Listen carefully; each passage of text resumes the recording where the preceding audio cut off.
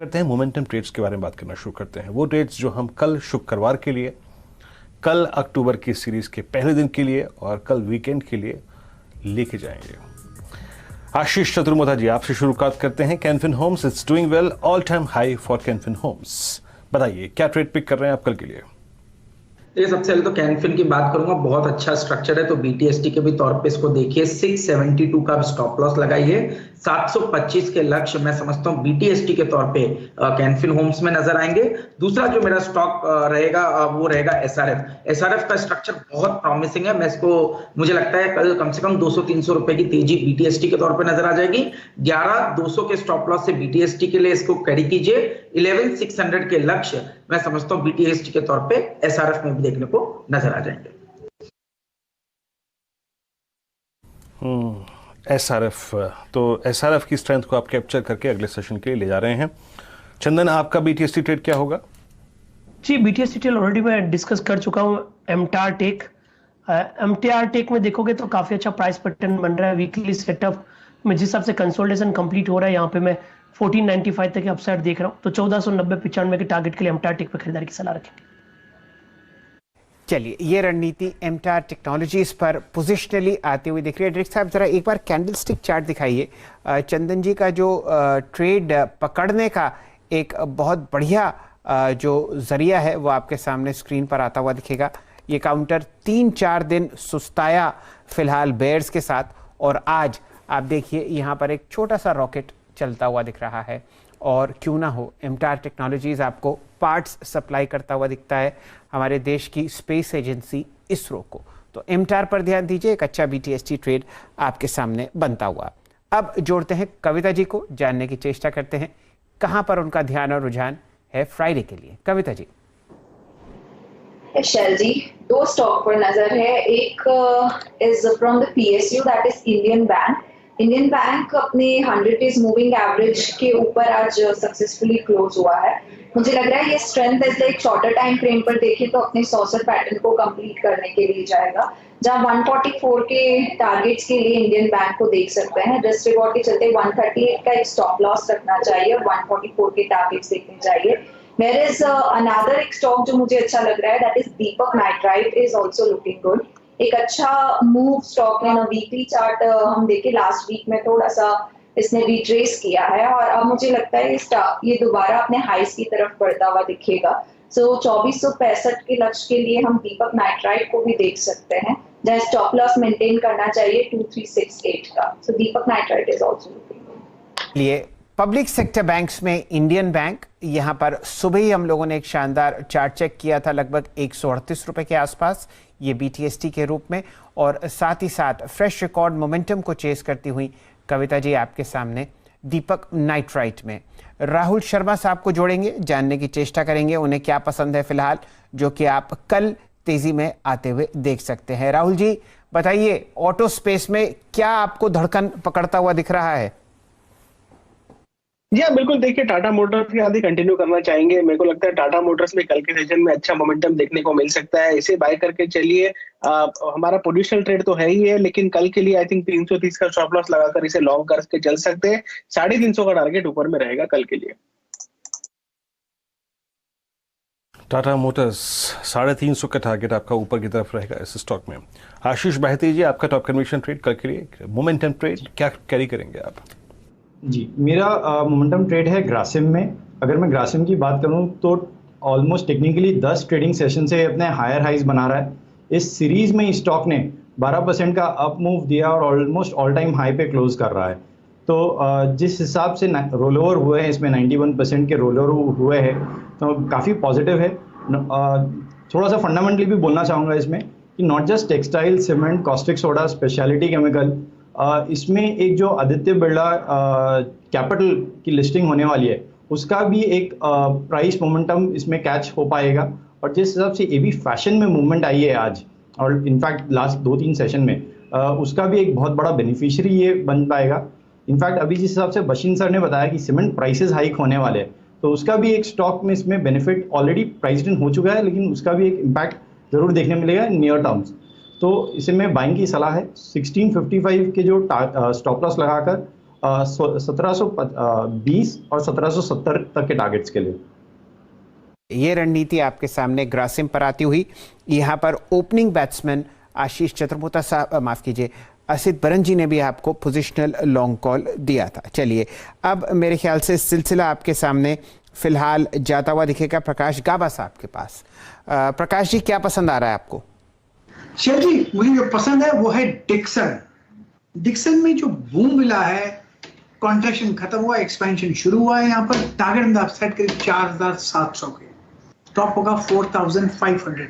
चूंकि बढ़ चुका है इसलिए 50 रुपया और भी बढ़ा दीजिए, स्टॉप लॉस 4550। तो डिक्सन में कपो है। टेक्नोलॉजीज गाबा साहब पसंद करते हुए दिख रहे हैं।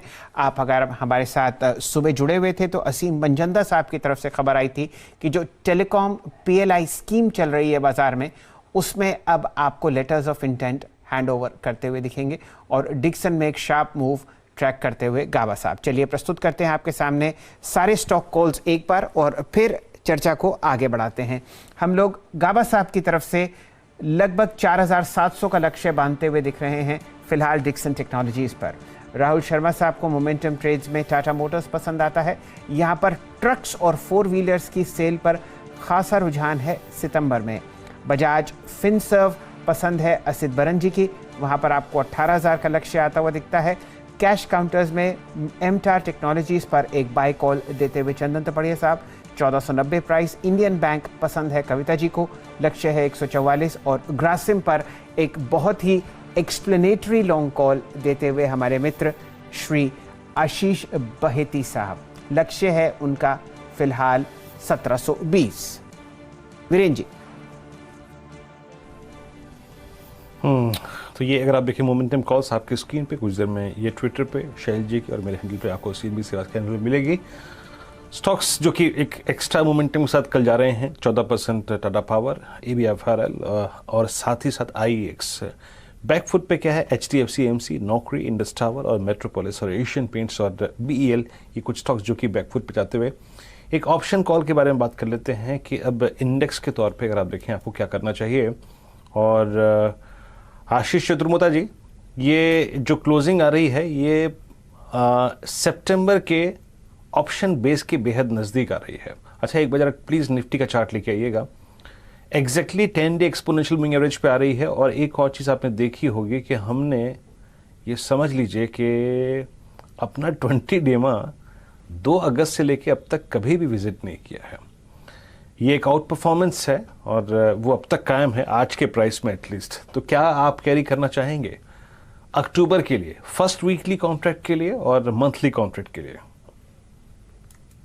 जी, तो इंडिविजुअल स्टॉक्स की आप बात करें वीरेंद्र, तो मेरे हिसाब से Can Fin Homes, ICICI bank, McDowell और अभी हमने थोड़ी देर पहले बात की DLF की भी, मुझे DLF और टाटा पावर, ये स्टॉक्स है जहां पर पे बिल्डअप और वाई की पोजीशनिंग बहुत। आशीष,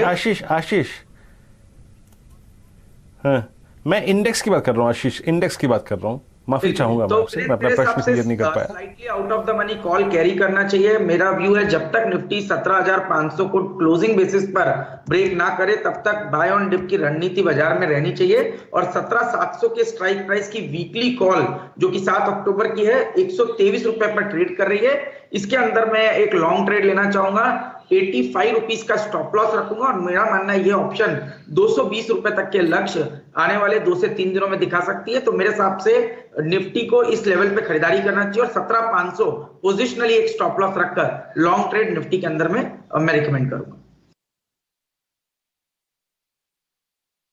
चलिए, तो ये आप निफ्टी पे लॉन्ग ट्रेड रखेंगे। बैंक निफ्टी पे चंदन आप क्या करना चाहेंगे?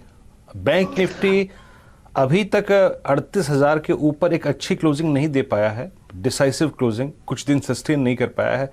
बट स्टिल ये भी कहना अगर आप देखें गलत नहीं होगा कि ये सिंक नहीं हुआ है, अभी भी 10 डेमा पे ट्रेड कर रहा है इतने सब्सटेंशियल मूव के बाद। Outlook for first weekly contract and monthly contract.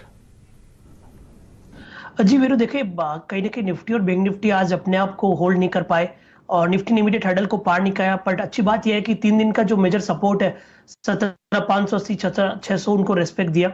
But आप बैंक निफ्टी देखिए कहीं ना कहीं इनसाइड बार के लोअर एंड पे ये बंद हो रहा है और आप देखोगे 3 दिन से 37,380 के सपोर्ट को होल्ड कर रहा है। तो मेरे हिसाब से यदि अब कल नेगेटिव एक बार ओपनिंग हुआ तो एक बार का जो इमीडिएट जो स्विंग है वो खत्म होते हुए नजर आएगा। तो मेरे हिसाब से थोड़ा सा कॉशियस काइंड ऑफ सेटअप यहाँ पे बन रहा है, क्योंकि जो हाईज है वो कंटिन्यूसली नीचे की तरफ शिफ्ट हो रहे हैं। तो मेरा यहाँ पे 37,300 के नीचे फिसलने की कंडीशन में लगभग वापस 36,700 36,500 के डाउन साइड ओपन दिखाते हुए नजर आएगा। फिलहाल हम लोग समापन समारोह इस शानदार सितंबर की एफएनओ एक्सपायरी का कर रहे हैं और कोशिश करते हैं कि ये जो मोमेंटम आपने अगस्त, डायरेक्टर साहब एक लंबी अवधि का चार्ट प्रस्तुत कीजिए, जितनी भी लंबी अवधि का चार्ट आप निफ्टी का बना सकते हैं, चाहे वो वीकली हो या मंथली, उस पर ज़रा नज़र डलवाइए। हम लोग बहुत ज़बरदस्त मोमेंटम में फ़िलहाल बाज़ार में हैं और हल्की सी जो आप सुस्ती देख रहे हैं आज, देखिए वाह ज़बरदस्त, ये आपके सामने 12 महीने का निफ्टी का चार्ट है।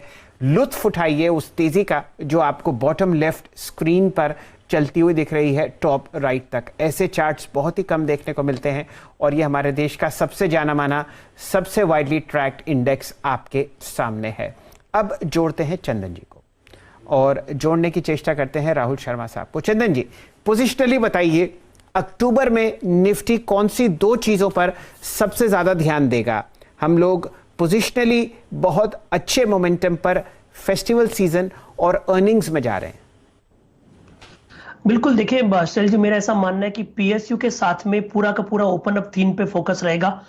देखिए दिवाली का फेस्टिवल है और यूजुअली बाजार ऊपर के लेवल से डिप आया और आप देख रहे हैं कि बाजार में बाय ऑन डिक्लाइन की रणनीति मौजूदा तौर पे बनी रहती है। जरूर हो सकता है 2-3 दिन के डिप्स बने हैं, बट मेरा ऐसा मानना है कि नीचे में अब 17,350 एक मेजर सपोर्ट का काम करेंगे। इवन थोड़ी बहुत और प्रॉफिट बुकिंग आती है तो नीचे में 17,300 350 से वापस हम 18,000 प्लस तक के लेवल देखेंगे। और आने वाले महीने में हमारा पूरा जो फोकस है selective auto, mainly Tata Motors, उसके अलावा आपका पीएसयू नेम्स, चाहे पीएसयू पावर हो या फिर पीएसयू बैंक्स रहे, वहां पे फोकस रहेगा। तो ये सारे काउंटर्स है और ये सारे जो सेक्टर्स है, इन पे मेरा मानना है कि पॉजिटिव रुझान के साथ काम करने की सलाह रहेगी।